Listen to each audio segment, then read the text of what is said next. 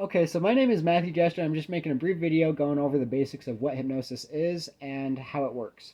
So anyways, I have a certificate of completion just showing that I have a level of competency in the field of hypnosis. And we'll go ahead and get started. So please watch my video, Hypnosis, Abuse, and Speech Inhibition. I will leave a link in the description. I will also leave additional links in the description of other relevant videos. I've been abused with hypnosis, and my ability to speak is being inhibited with hypnosis, which is why I have to read everything when I make videos. If you notice me stuttering, speaking slowly, being unable to speak clearly, or any other difficulty speaking, I explain how this is being done to me in my video, Hypnosis, Abuse, and Speech Inhibition.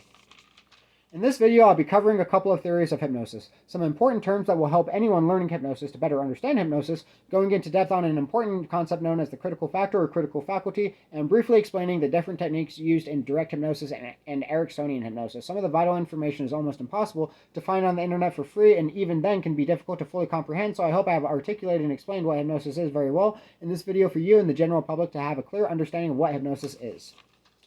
The first theory is that hypnosis is the same thing as trance. Depending on how you define hypnosis, you could use the terms trance and hypnosis interchangeably, although I personally differentiate, as not all trances will increase an individual's susceptibility to accepting post-hypnotic suggestions or hypnotic commands like hypnosis is intended to. There is no official definition of hypnosis that is recognized by the scientific community as a whole, so either definition is technically not incorrect.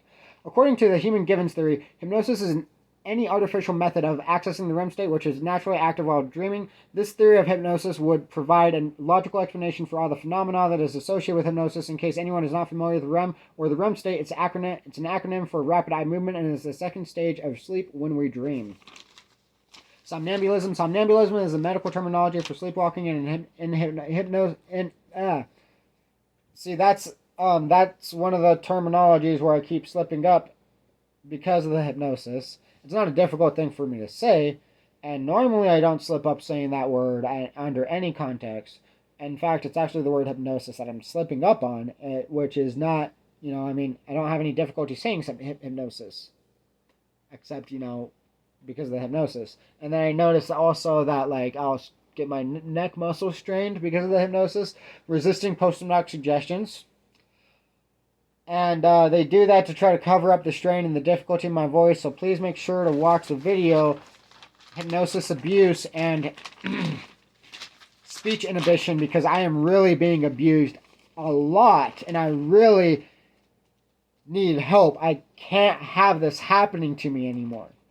This is just the icing on the cake of how much I'm being abused with hypnosis. This is mostly, the speech inhibition aspect is to prevent me from being able to articulate myself and sound sane, but sorry about that.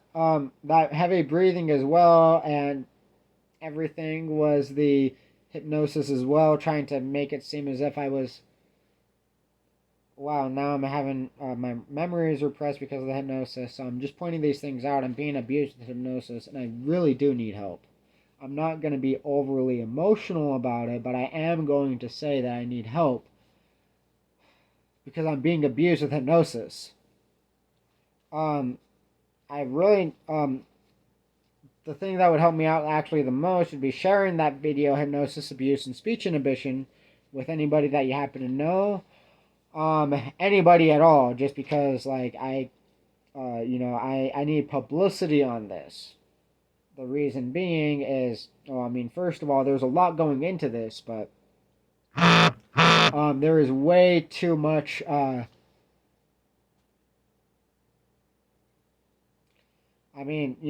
also even delve into how I was hypnotized to not drink water, unless I would notice I wasn't drinking enough water, unless other people would notice I wasn't drinking enough water, or unless they would get caught for it. And they applied very similar, sorry, the hypnosis is repressing my memory. It's becoming very noticeable though, right?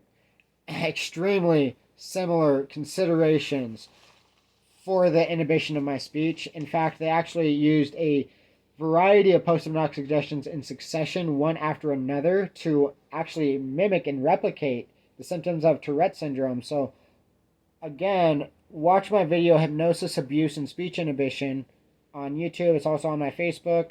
I keep the link in most of my, last, 20, 30 Facebook videos. I've also made over 30 attempts to make this video today. That's how bad the speech inhibition is. And, I shouldn't be feeling any strain at all, right? So that's why I started leaning back and everything along those lines, because I noticed that the hypnosis was doing that to me, and, I'm resisting the post-hypnotic suggestions. I'm not, going to tolerate it. I'm not going to... And also, by tolerate it, what I also really mean is I'm not going to allow it to happen, and I'm not going to try to conceal the post-hypnotic suggestions being caused by hypnosis, right? I'm not going to try to conceal the post-hypnotic suggestions, and I'm not going to try to conceal the hypnosis. In fact, I'm going to expose it. But they hypnotized me with a variety of different post-hypnotic suggestions to try to conceal it and try to make it look like it was something else. And I'm not going to do that. So anyways, I'm going to go ahead and end the video here, and I'm going to get all of the videos that I need to get finished, and I also want to point out, I really hope that it was very visible that, I had a very, quick second response of anger while I was picking up my phones. And I want to point out that was also the hypnosis, especially because of how I reacted to it and everything along those lines. So, this is, what hypnosis can do to try to conceal that, a person is under the influence of hypnosis or is hypnotized. Sorry about that. So what I'm trying to also clarify here is that this is not a stage hypnosis show. I am being abused. In other words, these people are not trying to make it noticeable like a stage hypnotist would in a stage show. That's why it looks so much different. That's why they have to limit how much the hypnosis is able to inhibit me, and that's why I'm on Facebook Live instead of just recording it. That's why I've been recording myself, writing even. So, again, please watch that video, Hypnosis, Abuse, and Speech Inhibition. I'll leave a link in the description.